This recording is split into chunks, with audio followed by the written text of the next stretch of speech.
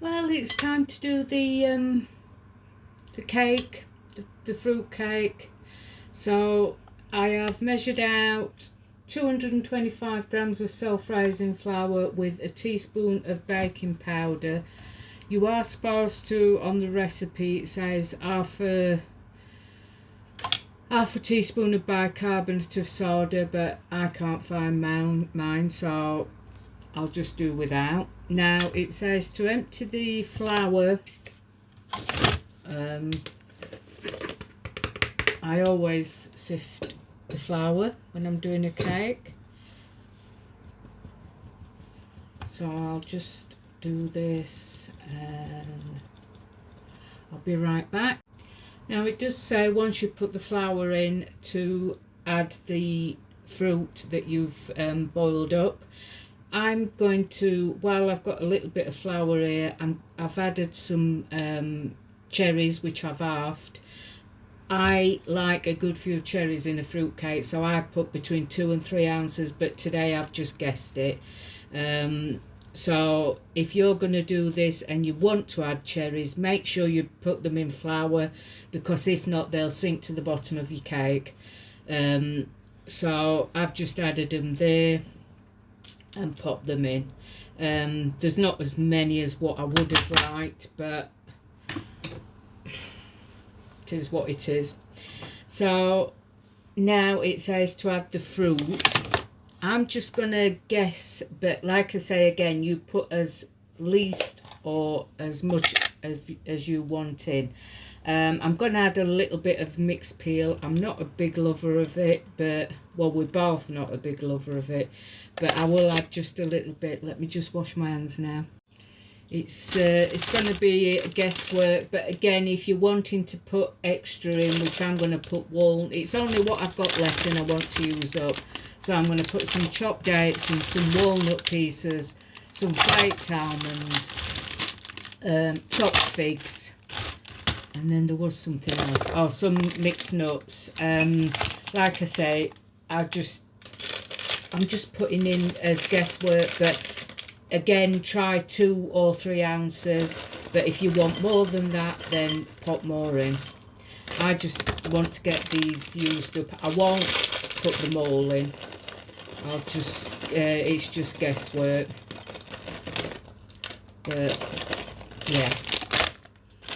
So that's the figs, these are the chopped dates. If you want to make sticky toffee pudding, as in buns, use chopped dates. I have done one what I got the recipe from Baking Nana. So what I'm going to do is I'm going to put the almonds on rust, so they lie on the top. Now, let me just grab a spoon. I'm just going to mix them all in. I'm also going to add a teaspoon of cinnamon and a teaspoon of nutmeg. It should be mixed spices, but again, I haven't got any, so I'm just making do. It's just guesswork, but so that's a teaspoon of cinnamon, sorry, and a teaspoon of nutmeg, just to give it flavour. And I am also going to just pop in a teaspoon of vanilla essence. So yeah, let's see. Again, just a little mix. I'm hoping you can see me there because I found my small tripod and it's just handy under there. I've always had to do it from the side, and I always think I see others that do it from face on, and I didn't have a tripod or anything to stand it on. Right, so I'm hoping you can just look how glossy that is. Oh, sugar. That is light brown sugar, butter, water and the fruit.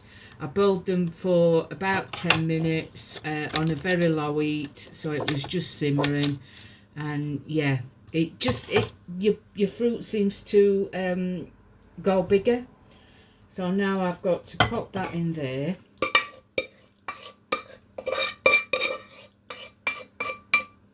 I've done this recipe, this boiled fruitcake recipe, for a long time now. I've done it so many times, but I still like to look at the recipe, and because doing other things I forget what the measurements are and everything. But like I said, this time I did put the 500 grams of fruit, which is raisins and sultanas today, and it's 125 grams of butter, 175 grams of light brown sugar, 50 grams, well there it says 50 grams of cherries, but I've just put a few in. 225 grams of self-raising flour, a teaspoon of baking powder, half a teaspoon of bicarb, and 2 eggs, which I'm just about to put in now. And you just start by melting butter, light brown sugar, and water, which is 225 mils of water. Put them into a big pan. Put your sultanas, raisins, your fruit, what you're using, and just let them simmer for 10 minutes. Let it go cold, and then, as you've seen, I just add the nuts and everything after. But it's looking okay. So I've got a new block of cheese, what I got from Lidl, so I'm all prepared with the cheese.